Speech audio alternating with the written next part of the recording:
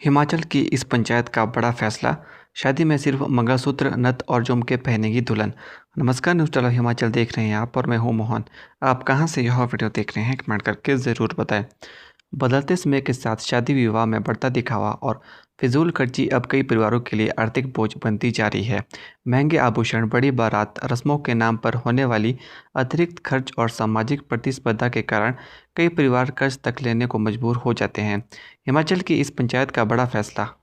इसी बढ़ती समस्या को देखते हुए सिरमौर जिले के शिलाई क्षेत्र के ग्राम पंचायत सखोली ने सामाजिक सुधार की दिशा में एक महत्वपूर्ण पहल की है।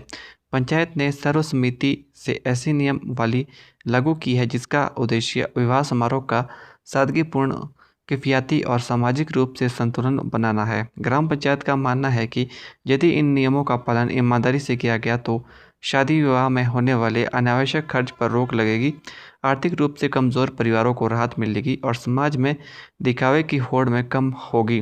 किसने लिया ऐसा फैसला? पंचायत प्रधान कमलेश कुमार और उप प्रधान सुरेंद्र शर्मा की अध्यक्षता में आयोजित ग्राम सभा की बैठक में इस विषय पर विस्तार से चर्चा की गई। बैठक में मौजूद ग्रामीणों ने विवाह समारोह में बढ़ते खर्च और बदलती सामाजिक प्रवृत्तियों पर चिंता जताई। लंबी चर्चा के बाद ग्राम सभा ने सर्वसम्मति से नई नियमावली को मंजूरी दी। पंचायत ने स्पष्ट किया है कि यह निर्णय किसी व्यक्ति विशेष को लक्ष्य बनाकर नहीं बल्कि पूरे समाज के हित और आने वाली पीढ़ियों के आर्थिक रूप से सुरक्षित रहने के उद्देश्य से लिया गया है।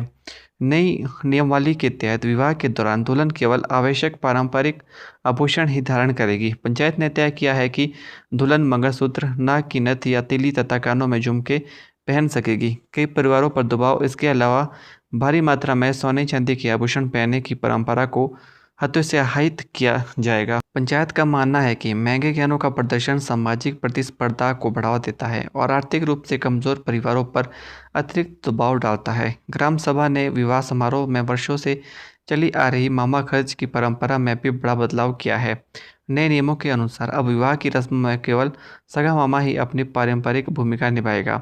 लेन देन और खर्च पर रोक, चाचा, ताऊ या अन्य रिश्तेदारों द्वारा मामे के नाम पर किए जाने वाले अतिरिक्त लेन देन और खर्च पर पूरी तरह रोक लगा दी गई है। पंचायत का कहना है कि इस परंपरा के कारण कई परिवारों पर अनावश्यक आर्थिक दबाव पड़ता है और नई व्यवस्था के तहत रिश्ता तय होने के अवसर पर आयोजित होने वाली मांस और मदिरा के भोज भी बंद किए जाएंगे। पंचायत ने माना है कि इस तरह के आयोजनों में अनावश्यक खर्च होता है और कई बार सामाजिक प्रतिस्पर्धा भी बढ़ती है।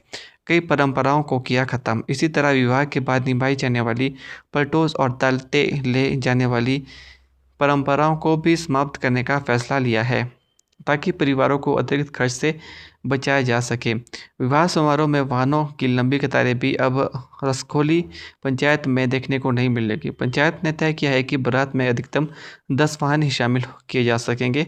पंचायत का मानना है कि इससे न केवल विवाह का खर्च कम होगा बल्कि यातायात संबंधी समस्याओं और ईंधन की अनावश्यक खपत पर भी नियंत्रण रहेगा। नियम तोड़ा तो 51,000 रुपये का जुर्माना।